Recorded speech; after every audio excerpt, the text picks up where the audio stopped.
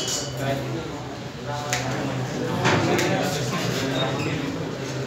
आपण linear programming या topic मधला पुढचा पॉइंट बघतोय, कॉन्वेक्स सेट. आता कॉन्वेक्स सेट म्हणजे काय जरा बघा. Suppose this is a circular region is given, आणि हा जो सर्क्युलर रिजन आहे या सेटला आपण ए सेट असं सपोज करूया. बरोबर, सेटला काय मानलेलं आहे? ए सेट. कोणतेही दोन पॉइंट या सेट मधले घेऊया.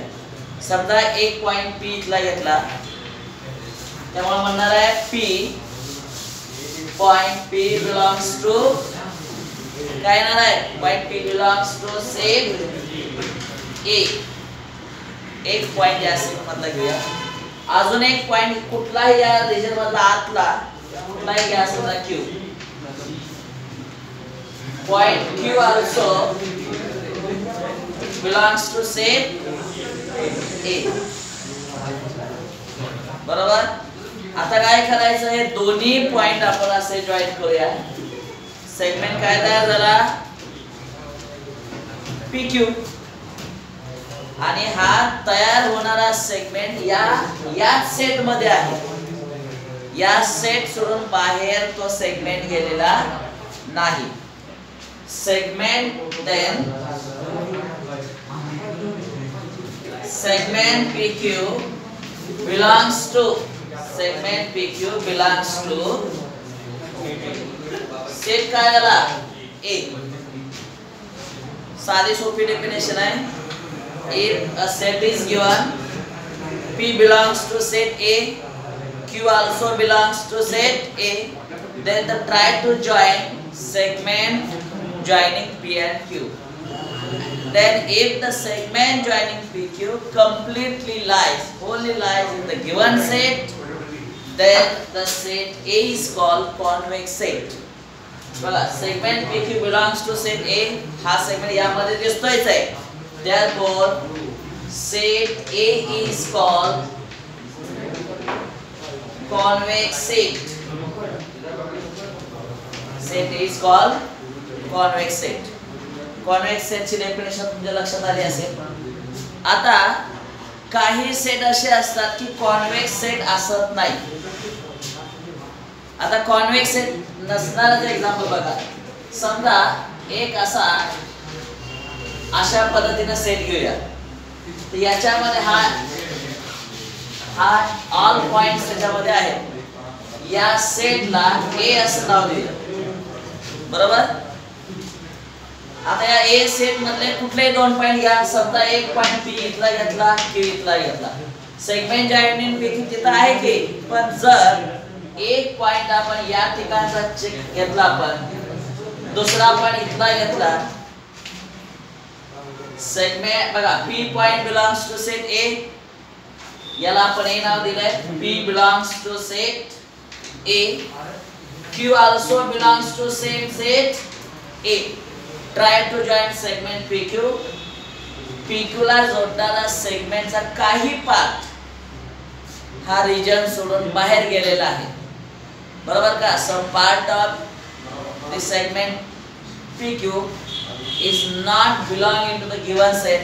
Therefore, we can say segment PQ does not belongs to set A.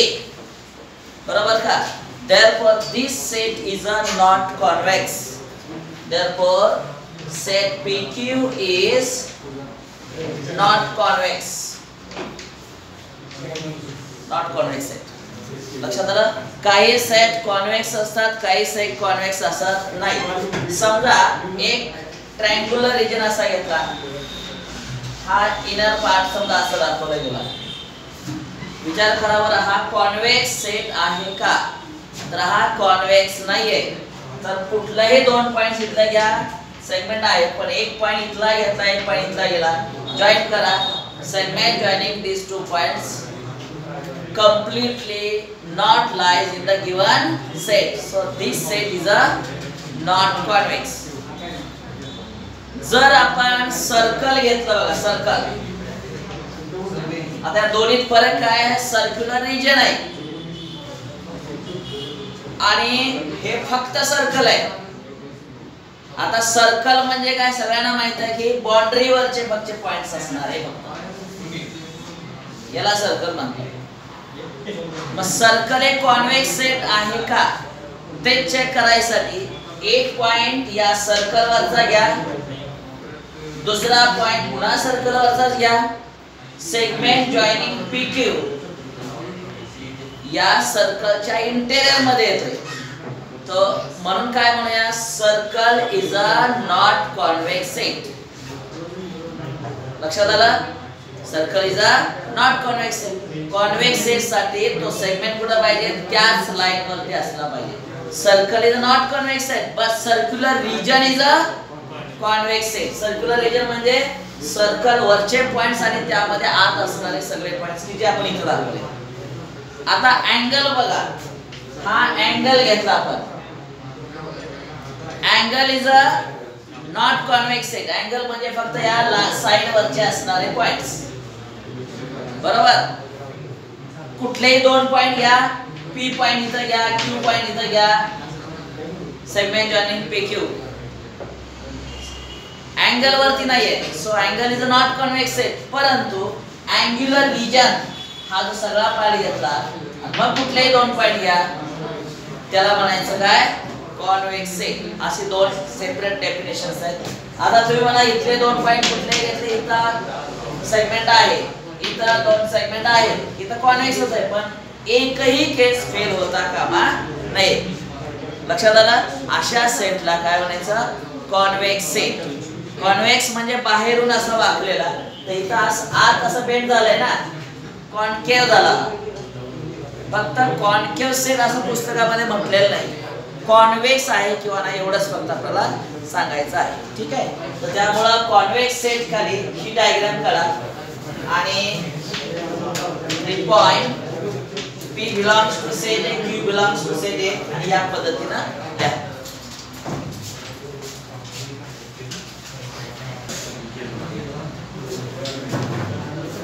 तर अशा रीतीने बघा कॉन्वेक्स सेटची डेफिनेशन आपण बघितली. द सेट ऑफ, काय डेफिनेशन आहे बघा, the set of all points in a plane. बघा काय डेफिनेशन आहे. The set of all points in a plane is said to be convex set if काय, if we select any 2 points in the set, try to join them, and if segment joining PQ is completely lies, only lies in the given set, then such a set is called convex set. आता इथं बघा बरं, P हा set मध्ये घेतला, Q हा set मध्ये घेतला. सेगमेंट जॉइनिंग PQ चा काही पार्ट कुठे आहे? सेटच्या बाहेर आहे. So this is segment PQ not belongs to set A, then PQ is a not convex set. बरोबर आहे. मग आता हे कॉन्वेक्स सेट जे आहेत त्यामध्ये अजून दोन प्रकार पडतात. काही कॉन्वेक्स सेट बाउंडेड असतात, काही कसे असतात? बाउंडेड असतात. काही कॉन्वेक्स सेट अनबाउंडेड असतात. ओके, ते रिमार्क मध्ये लिहूया. घ्या रिमार्क मध्ये लिहा, the convex set may be bounded. The convex set, remarks मध्ये लिहा,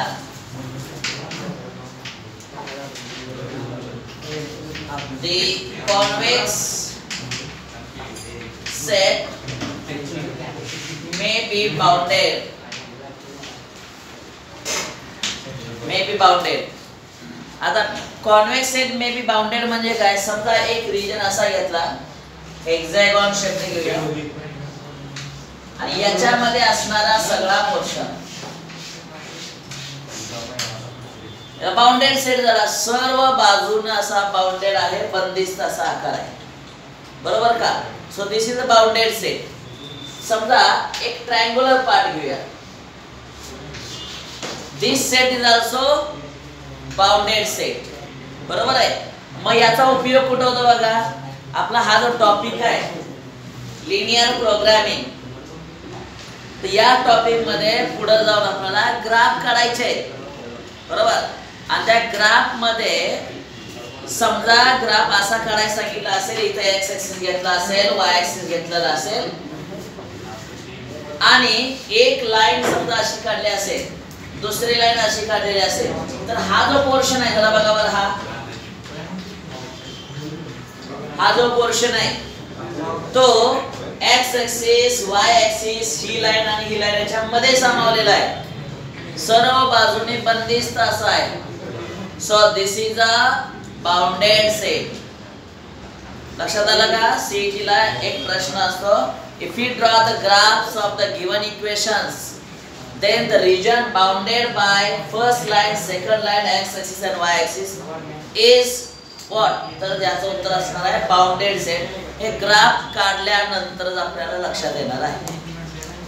काही प्रश्न असे असतात जो बाउंडेड रिजन आहे त्याचा आकार कसा आहे, ट्रायंग्युलर आहे की क्वाड्रिलॅटरल आहे का पेंटागॉन आहे, तर डायग्राम काढल्यानंतर आपल्या लक्षात येतं ही साइड नंबर 1, साइड नंबर 2, 3 आणि 4 हा क्वाड्रिलॅटरल तयार झाला. लक्षात आलं?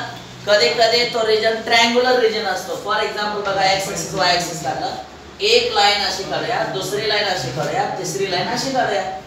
तिन्ही लाईन मुळे जो मध्ये जो बंदिस्त आकार तयार झालाय तो ट्रायंगलचा आहे. तो region bounded by the 3 lines कसा आहे सांगा बरं, कॉन्वेक्स सेट आहे. कसा आहे? कॉन्वेक्स सेट आहे आणि बाउंडेड आहे. तर बाउंडेडचा अर्थ लक्षात आला, the convex set may be bounded. आता रिमार्क नंबर दुसरा, some convex set are not bounded. त्याचं एक एक्झाम्पल घ्या. या रिमार्क नंबर सेकंड ला, some convex set are, this is remark number 1, this is 2. Some convex set are not bounded किंवा जरा unbounded सुद्धा म्हणतात. मग त्या टाइमचं कुठलं असेल जरा बघा. समजा मी एक्स ऍक्सिस काढला, वाय ऍक्सिस काढला, एक लाईन अशी ड्रॉ केली आणि या लाईनचं इक्वेशन घेऊया, x plus y equal to किती 5. या लाईनचं इक्वेशन घेतलंय बरं का.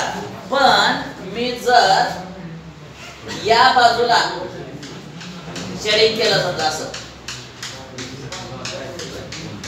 बघा बरं, हा portion x plus y is equal to 5 च्या वरचा सगळा पोर्शन, x ऍक्सिसच्या वरचा सगळा पोर्शन, y ऍक्सिसच्या इकडचा सगळा पोर्शन, या सगळ्याला काय म्हणायचं, कुठपर्यंत आहे बाउंडेड, या बाजूने या बाजूने या बाजूने आहे. पण x ऍक्सिस इन्फायनाइट पर्यंत गेलाय, y ऍक्सिस सुद्धा इन्फायनाइट केलाय. बंदिस्त आकार करण्यासाठी इकडे काहीही नाहीये. लक्षात आलं? So this type of diagram, this type of set is a not bounded set. लक्षात आलं? त्यामुळे नॉट बाउंडेड म्हणा ही डायग्राम काढायची. x ऍक्सिस ला 0 इथं, y ऍक्सिस ला काढावं. This set is a unbounded. Unbounded साठी ती डायग्राम येणार आहे.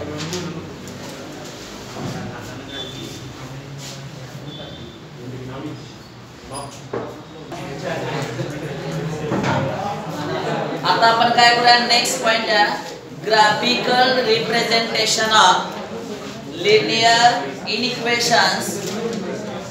Graphical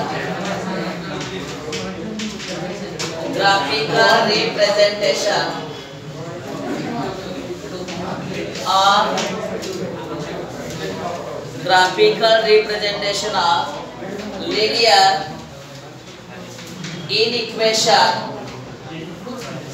in one variable.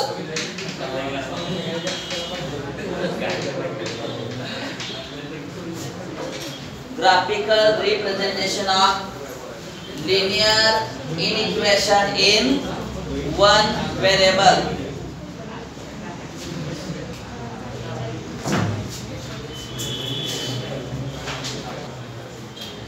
Graphical representation of linear inequation. बघा आता इथं इनइक्वेशन हा शब्द वापरलाय.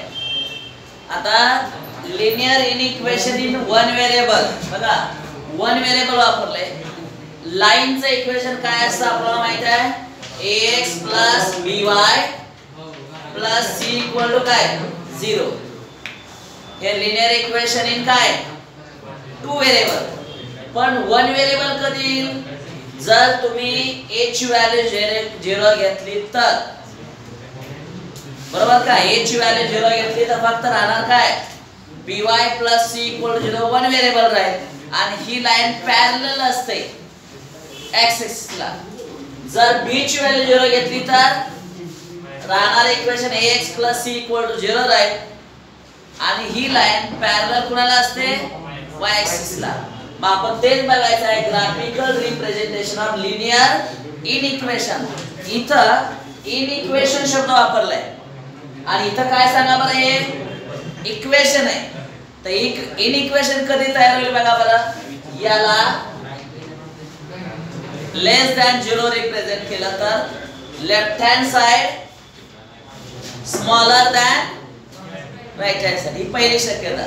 दुसरी शक्यता बघा, ax plus by plus c less than or equal to 0. ही दुसरी शक्यता. Third possibility ax plus by plus c बोला greater than 0. Third possibility.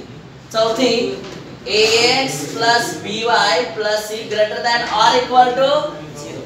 पण याच्यामध्ये x व्हेरिएबल आहे आणि y सुद्धा व्हेरिएबल आहे. म्हणजे लिनियर इनइक्वेशन इन वन नाही तर किती काय टू व्हेरिएबल्स हे झालं.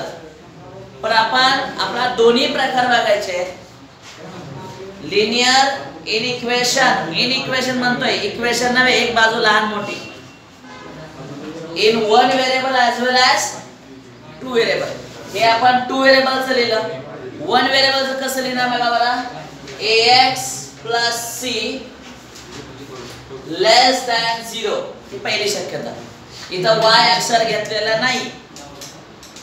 दुसरी शक्यता सांगा, ax plus c less than or equal to 0.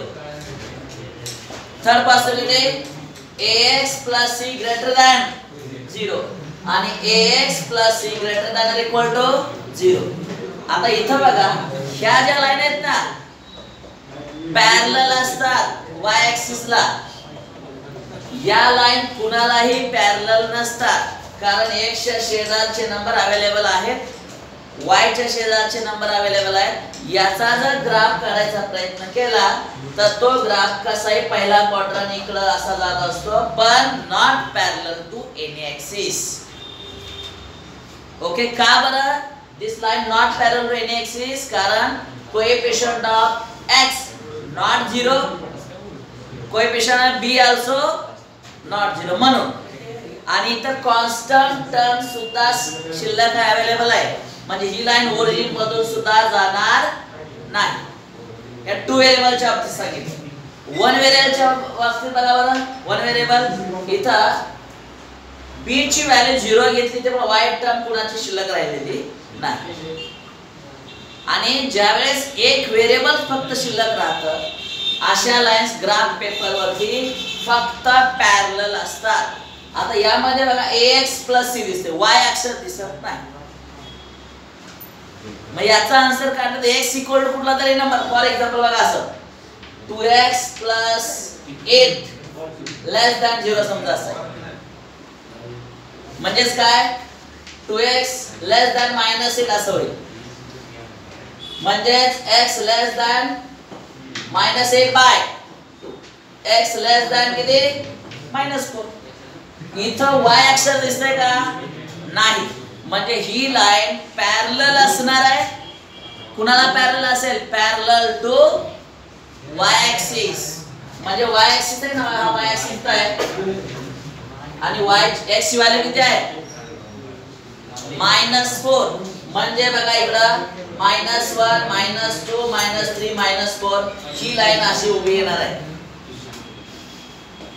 लक्षात आलं का?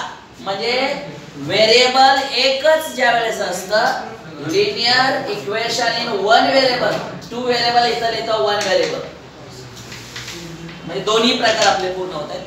वन व्हेरिएबल ज्या वेळेस असतं त्याच ग्राफ मी काढून दाखवला, लाईन तिरकी वगैरे असत नाही, वन व्हेरिएबलची लाईन ड्रॉ केले. आता काय पण बघा all values of x, meaning बघा इक्वेशनचं, all values of x less than काय -4. आता मला सांगा -4 पेक्षा कमी व्हॅल्यू कुठे असतात?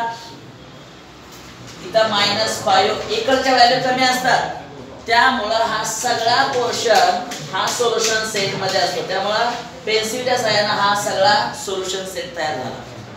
पण इथं बघा स्ट्रिक्टली लेस दॅन आहे, इथं बघा स्ट्रिक्टली लेस दॅन असल्यामुळं ही x इक्वल टू -4 आहे ना, ही लाईन काढताना डॉटेड लाईन काढायची. डॉटेड लाईनचा अर्थ त्या लाईन वरचे पॉइंट सोल्युशन सेट मध्ये नाही.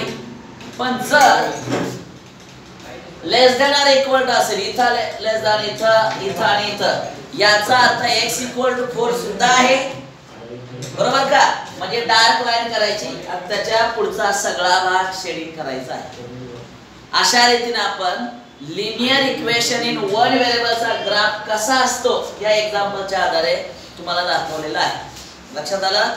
लिनियर इक्वेशन काय? वन व्हेरिएबल ग्राफ कसा असतो? पॅरलल असतो. कुणाला? एक तर x एक्सिस ला नाही तर y एक्सिस ला. मग x एक्सिस ला पॅरलल असण्यासाठी दाखवलेला आहे. x चं इथं उत्तर येणार आहे. एवढं लक्षात आलं? आता हा linear equation in one variable मी सांगितलेला आहे. जर आपण a ची व्हॅल्यू 0 घेतल्यास, बघा a ची व्हॅल्यू 0 घेतल्यास या दोन टर्म शिल्लक राहतील. ते मी इथं घेतो. सांगा by + c लेस दॅन 0 हा पहिला प्रकार. दुसरा by + c less than or equal to 0. नंतर by + c ग्रेटर दॅन 0. पुढं by + c greater than or equal to 0. आणि या संपूर्ण टेक्स्ट बुक मध्ये जे एक्झाम्पल आहेत या 3 पॉइंट वर आधारित आहेत. लक्षात आलं? आता प्रत्येकाचा अर्थ मी समजावून सांगितलाय. ग्राफ काढताना मी प्रत्येक एक पार्ट आपण पूर्ण घेणार आहे. घ्या example number first. Example number first, हा जो पॉइंट आहे तो तेवढाच महत्त्वाचा आहे, लिहून घ्या हे पॉइंट, म्हणजे पुन्हा ग्राफ आपण एक्झाम्पल ग्राफ सुरुवात करूया. घ्या ह्या पॉइंट लिहून घ्या.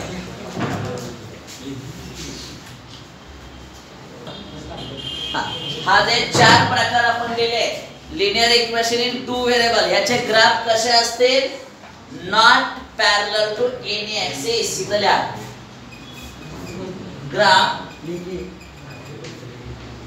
ग्राफ कसे असतील? Graph is not parallel to any axis. कुठल्याही ऍक्सिसला पॅरलल नाहीये. इथं बघा बघा आपल्याला हे सगळं x मधला आन्सर आहे, त्यामुळे उत्तर x इक्वल टू एखादा नंबर येणार आहे. Graph is parallel to, graph म्हणजे त्याला आपण लाईन म्हणूया. Line is parallel to y axis. इथं graph is parallel to x axis. अशा पण 3 पार्ट इथं आपण बघितलेला आहे. ग्राफ कसा काढायचा हे तुम्हाला याच्या आधारे सांगितलेलं आहे.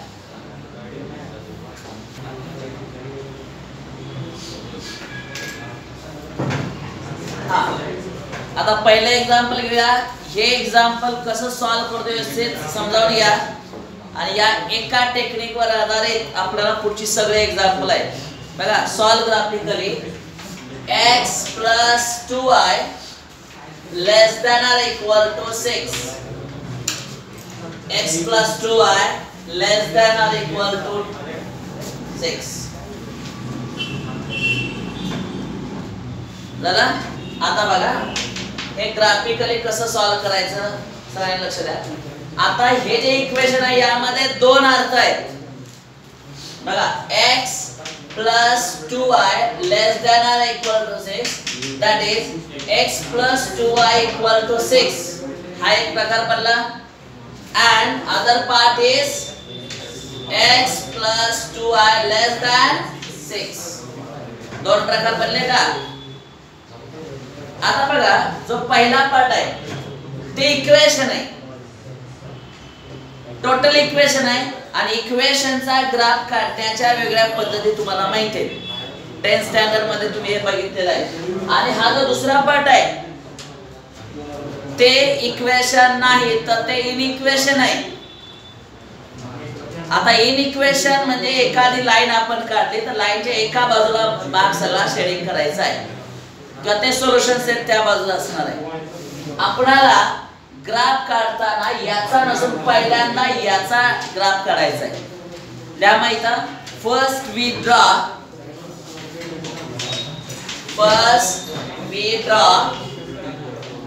Graph of x plus 2y equal to 6. First we draw the graph of x plus 2y equal to 6. Don't consider now other part. In equation चा विचार पहिल्यांदा करायचा नाही. जरी इन इक्वेशन चा ग्राफ काढायचा असला तरी पहिल्यांदा ग्राफ कशाचा काढायचा आहे आपल्याला बोला पटकन इक्वेशनचा. तर त्यामुळे काय करा अशा रीतीने ग्राफ काढण्यासाठी हा चार्ट तयार करूया.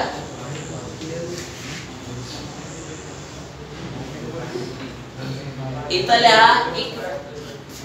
इन इक्वेशन अगोदर म्हणूया किंवा लाईन म्हणूया.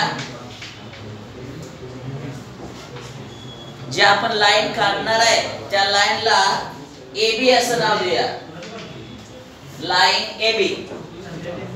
पण जी लाईन आहे त्याचं इन इक्वेशन काय आहे काय करायचं आपल्याला. इन इक्वेशन एक दिलंय मग त्याला नाव आपण AB दिलं. अजून एक दिलं असतं समजा आता त्याला ABCD PQ असं काहीतरी नाव द्या. पहिल्या लाईनला आपण AB नाव दिलं. आता या 10वीला जसं सांगत आहे एखादं टेबल तयार करत होता. आता टेबल तयार करायचं नाही वेगळ्या पद्धतीने सांगतोय मी. याला इन इक्वेशन म्हणूया. इन इक्वेशन कुठलं इन इक्वेशन आहे बोला. x plus 2y less than or equal to 6 हे झालं इन इक्वेशन. पण इन इक्वेशनचं आपल्याला रूपांतर कशात करायचं आहे इक्वेशन. पुढच्या स्टेपला म्हणूया equation x plus 2y equal to 6. आता हे इन इक्वेशनचं रूपांतर आपण कशात केलं इक्वेशन मध्ये केलं. फक्त लेस दॅन ऑर इक्वल टू न करता इक्वल फक्त वापरायचं आहे.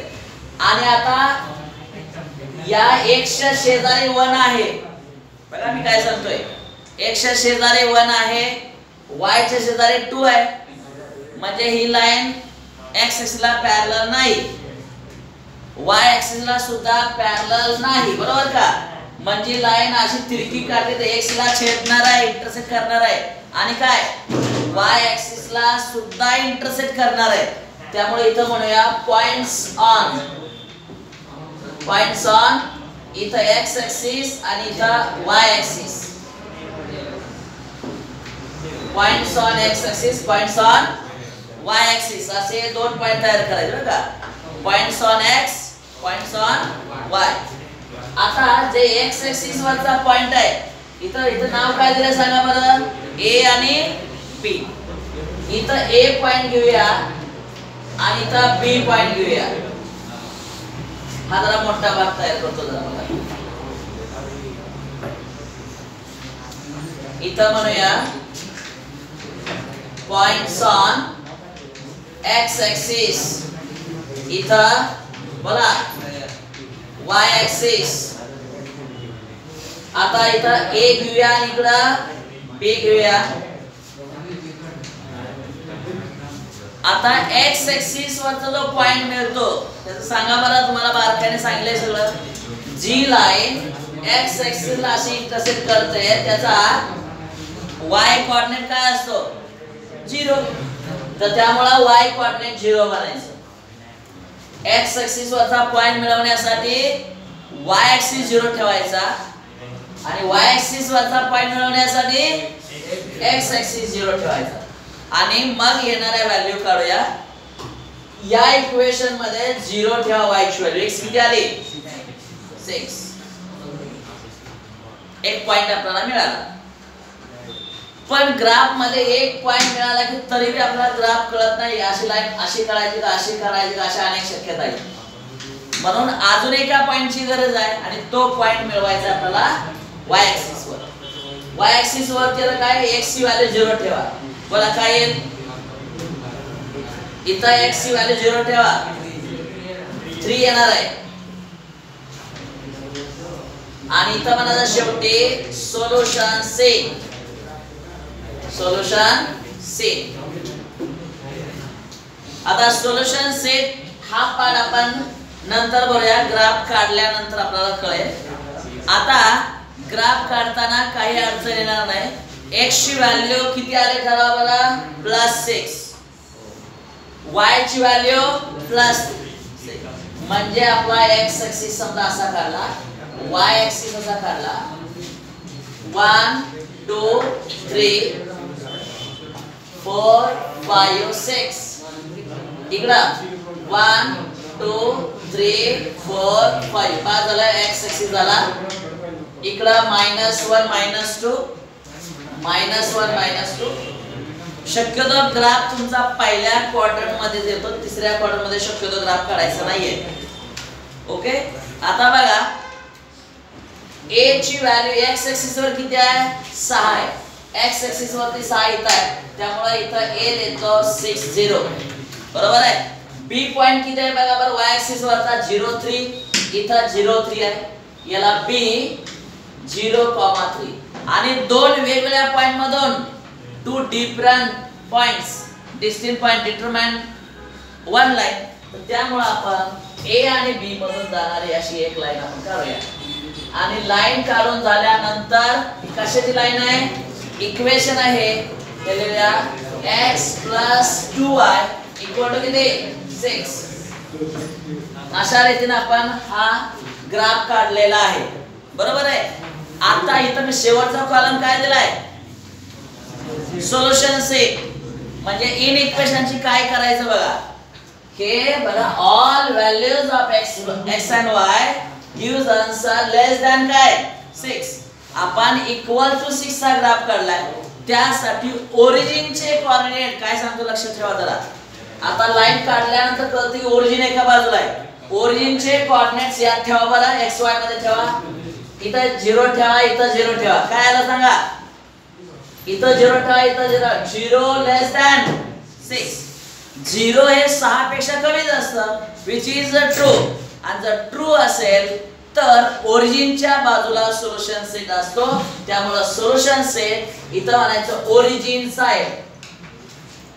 इथल्या ओरिजिन साइड. ओरिजिन साइड म्हणजे तुम्ही ही जी लाईन काढली की नाही याच्या ओरिजिनच्या बाजूला असं शेडिंग करायचं आहे. आणि इथं तुमचा ग्राफ पूर्ण झालेला आहे. लक्षात आलं? तर इथं या पद्धतीने कुठलंही इक्वेशन दिला तर पहिल्यांदा असं टेबल सगळ्यांना तयार करता यायला पाहिजे. लाईन तरी ड्रॉ करता येतेच. फक्त सोल्युशन सेट त्या लाईनच्या कोणत्या बाजूला शेडिंग करायचं हे आपल्याला या ओरिजिनचे कोऑर्डिनेट्स ठेवून आपल्याला लक्षात येतं. ठीक आहे. इथं आपण थांबूया. पुढच्या लेक्चरला अशीच एक्झाम्पल वेगळी सॉल्व करूया.